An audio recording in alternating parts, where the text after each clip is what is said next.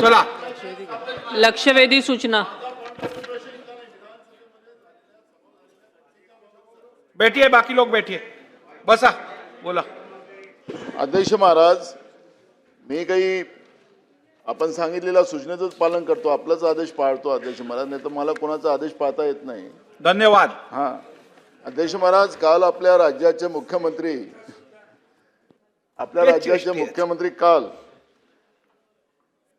पांडुरंगाच्या दर्शनाला त्यांचा पहिला अधिकार होते, पूजा केली त्यांनी सांगितलं की सन्मार्गाने चालवण्याची स्फूर्ती द्यावी, बळीराजाला सुखी करण्याकरिता आशीर्वाद द्यावा, राज्यातले सगळे संकट दूर करावे।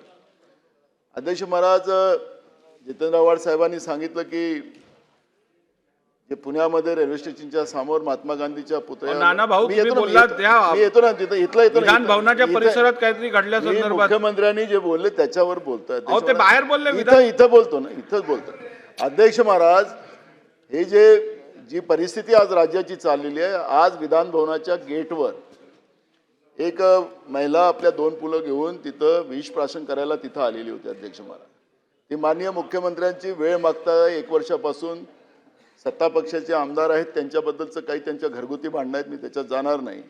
अध्यक्ष महाराज, या विधान भवनाच्या गेटवर ही घटना होत असेल आणि म्हणून मला तुम्हाला सांगायचं अध्यक्ष महाराज की तुम्ही त्याच्यातली मध्यस्थी करा आणि माननीय मुख्यमंत्र्यांना सांगा की काय त्यांच्या घरातले भानगड आहेत ती तिथं संभवा। इथं आपल्याला विधान भवनाच्या समोर आता सगळ्या चॅनलला त्या बातम्या चाललेल्या आहेत।